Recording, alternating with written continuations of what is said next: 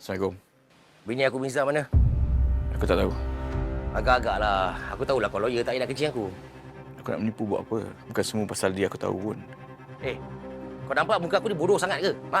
Kau nak kencing aku sampai bila ni? Sorry Wafi, aku tak boleh tolong.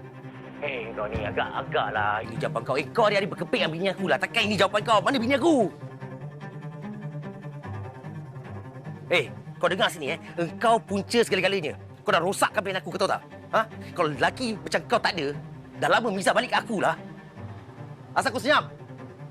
Hello? Kau letak.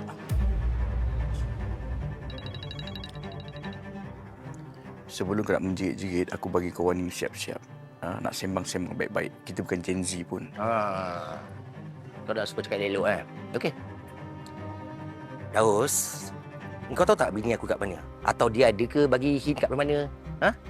Ada? Dia tak ada bagi hint pun. Tapi sekarang ni aku nak beritahu kau, kau kena jauhkan diri kau daripada Miza.